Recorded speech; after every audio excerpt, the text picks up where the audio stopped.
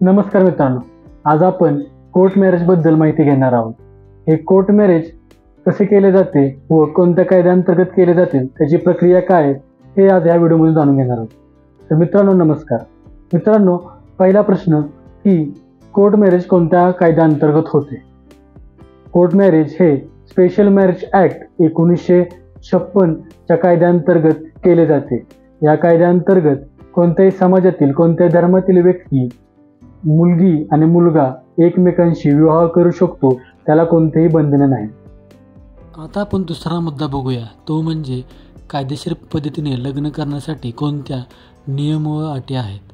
सगळ्यात पहिल्यांदा की मुलगा व मुलीचे वय कायद्याच्या अटीची पूर्तता करणारे असावे. म्हणजेच मुलीचे वय हे 18 वर्ष पूर्ण असावे, तसेच मुलाचे वय 21 वर्ष पूर्ण असावे. ह्या दोन पूर्तता असतील तरच कोर्ट मॅरेज करता येते. त्यानंतर आधी विवाह झालेला नसावा, कोणत्याही पक्षाचे आधी विवाह झालेला नसावा आणि तसा लग्न झाले असल्यास घटस्फोट झालेला असावा व या अर्जासोबत घटस्फोटाची कागदपत्रे जोडणेसुद्धा महत्त्वाचे असते. चौथा मुद्दा असा आहे की कोणत्याही पक्षाला मानसिक आजारपण नसावे.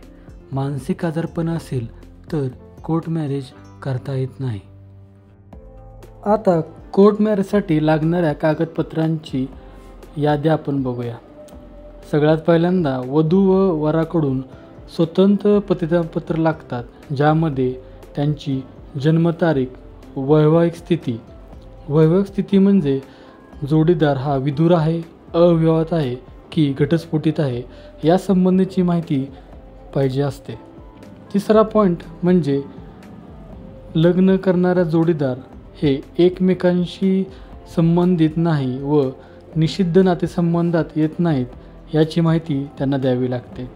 त्यानंतर वधू व वराचे पासपोर्ट आकाराचे फोटोसुद्धा लागतात. त्यानंतर वधू व वर ज्या ठिकाणी राहत आहेत त्याचा निवासी पुरावासुद्धा लागतो. वधू व वर यांच्या जन्मतारखेचा पुरावासुद्धा आपल्याला त्या अर्जासोबत जोडावा लागतो.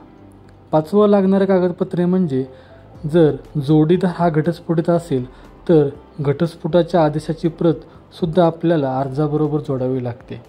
त्यानंतर एखाद्या जोडीदाराचा आधीचा पती व पत्नीचे मृत्यू झाला असेल तर त्याचे मृत्यूचे प्रमाणपत्रसुद्धा जोडावे लागते. जसं की आपण जाणतात की कोर्ट मॅरेज करण्यासाठी साक्षीदारसुद्धा लागतात. या साक्षीदारांचे वय हे 18 वर्षावरील असावे. तसेच या साक्षीदारांचे काही कागदपत्रेसुद्धा लागतात. ही कागदपत्रे म्हणजे साक्षीदारांचे पासपोर्ट साईज फोटो, त्यांच्या पॅन कार्डची प्रत आणि तिसरं कागदपत्र म्हणजे ओळखपत्र यांची प्रत. ही सर्व कागदपत्रे आपल्याला आपल्या मूळ अर्जासोबत जोडावी लागतात.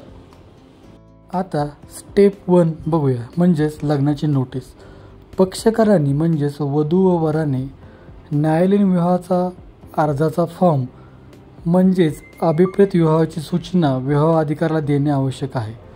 अभिप्रेत विवाहाची नोटीस कायद्याच्या दुसऱ्या शेड्यूलमध्ये नमूद केल्याप्रमाणे विवाहाच्या अभिप्रेत तारखेच्या 30 दिवस आधी दिली जावी. याचा अर्थ असा होतो की आपण विवाहाचा अर्ज भरल्यानंतर 30 दिवसानंतर कोणत्याही दिवशी आपल्याला लग्न करता येते. 30 दिवसाच्या आधी लग्न करता येत नाही. दुसरी स्टेप आहे नोटीस जाहीर करणे.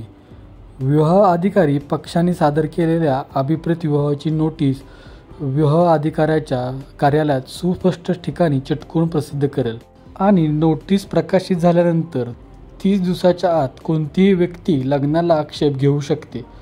कोणताही आक्षेप नसल्यास विवाह अधिकारी नोटीस प्रसिद्धीच्या 30 दिवसाच्या मुदतीनंतर विवाह संपन्न करतील. आता शेवटची स्टेप बघूया, तो म्हणजे विवाह सोहळा. नोटिसीच्या 30 दिवसानंतर जर कोणताही आक्षेप नसेल तर दोन्ही पक्ष विवाह अधिकाऱ्याला एक तारीख सांगतील आणि त्या तारखेला विवाह सोहळा नोंदणी अधिकारी कार्यालयात संपन्न होईल. हा व्हिडिओ आपल्याला कसा वाटला नक्की सांगा आणि सबस्क्राईब करायला विसरू नका. धन्यवाद.